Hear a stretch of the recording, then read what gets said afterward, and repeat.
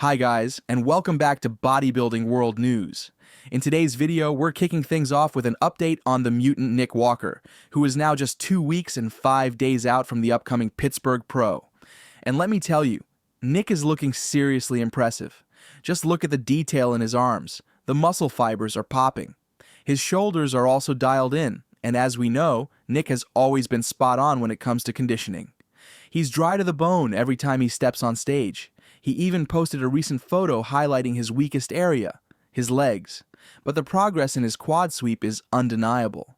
Sure, the picture might have been taken post-leg workout, which can make the pump more dramatic than what we'll see on stage. Still, even the shots he posted on an empty stomach show that his quads are more developed than what we're used to seeing from him. We already know Nick has a freaky amount of muscle mass. If he brings just a bit more balance to his lower body, especially those quads, it could make his waist appear even smaller. And in bodybuilding, it's all about creating that illusion. Now, I don't know if you agree with me here, but when you take a look at his front double biceps pose, you could argue that his upper body is way ahead of his lower body. So let's hope he brings his A game to Pittsburgh, because if he does, he might just be able to challenge Derek for that top spot. And now, let's take a look at Derek Lunsford. I mean, this guy is currently having the best run of his career. After losing the Mr. Olympia title to Samson Dauda, Derek made a huge move by teaming up with Krizo as his new coach. That decision clearly paid off as he came back and defeated Samson at the Arnold Classic, reclaiming his name as a serious threat going into the next Olympia. In his latest back workout update, Derek looked absolutely insane. His back width, thickness, and detail are on another level. Honestly, no one in the industry right now has a back like Derek, especially in the open division. He knows he's going to dominate all the back poses with ease. Now, I'd love to see Nick Walker push him a bit more, but to be honest, it might be nearly impossible for Nick to beat Derek if Derek shows up at 100%. The only real weak points Derek has had in the past are his chest and quad sweep, and even those looked significantly improved at the Arnold. Derek mentioned that during the Olympia prep, he pushed the diet too hard chasing next-level conditioning, which made his legs appear smaller. But with this new strategy and his coach Krizo in his corner, they figured out how to bring a look that's fuller, denser, and still razor-sharp in conditioning. I don't know if you agree with me here, but Nick Walker could have a chance only if Derek comes in anything less than 100%. And let's be real, that's not likely to happen. Let me know what you guys think in the comments below. Next up, we've got Fitzwater, the rising star, who just uploaded a fresh physique update. And I gotta say, he's looking pretty solid. If we're judging by the photos alone, he's in great shape, but still a little behind Nick and Derek when it comes to conditioning.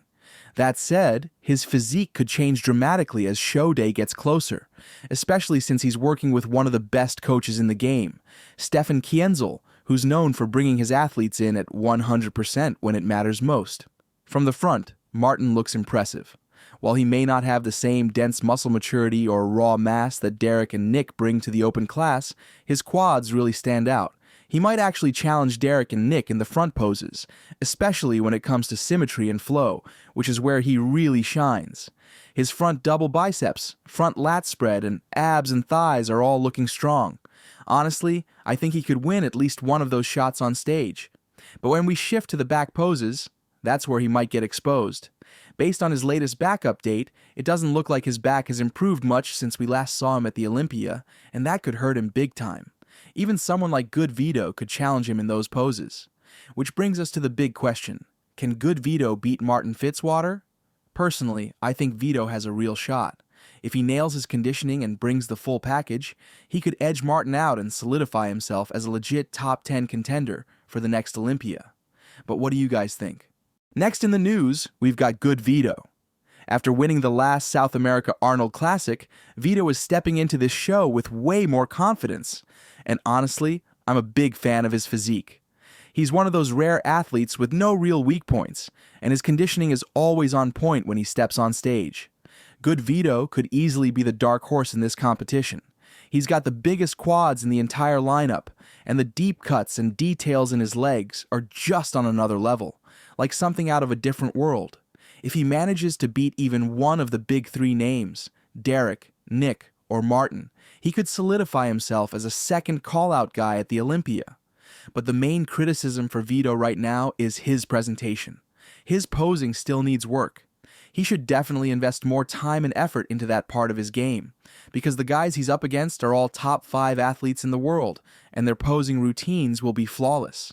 Even Fitzwater, the promoter of the Detroit Pro, recently said that Vito has an amazing physique and has made huge improvements over the last year.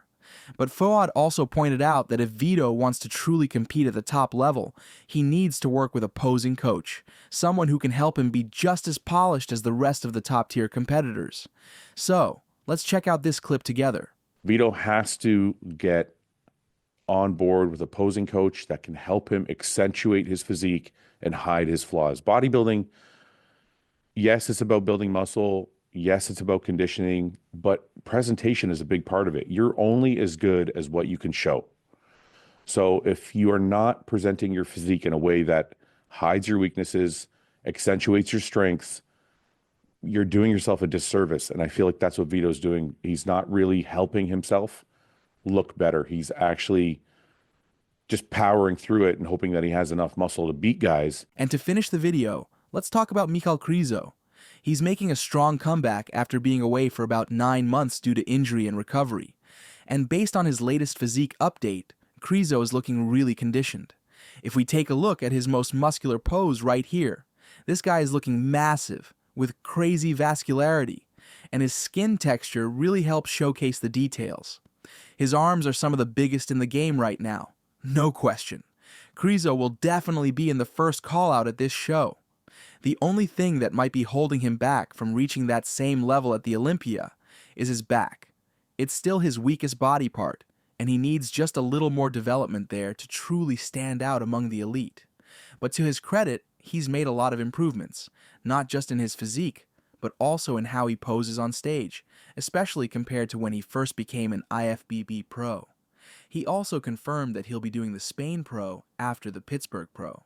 And interestingly, he mentioned that Lunsford is his favorite to win this show. So, let's take a look at this clip and hear what Krizo had to say.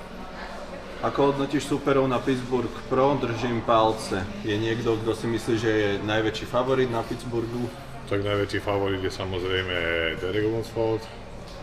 Ďalší favorit na víťazstvo je Mikall, potom je tam Fitzwater. A potom sú tam chlapci ako je Vito. A potom môže byť aj ja, hej, takže keď sa zadarí, tak do všetkých by som mohol skončiť. Uvidíme, ako sa podarí záver. Je tam Pittsburghu je topka. Kupko sa pýta, že či pôjdeš vojsť aspoň na 3 súťaže po sebe. Pittsburgh, New York ideme, to sú po sebe. No a potom idem do Španielska, už mám letenku sa jedna. No. Španielsko, Alicante, tak ako posledné 2 roky. Tak. So if you liked the video, hit that like button and smash the subscribe button if you want to come back for more. And as always, thanks for watching.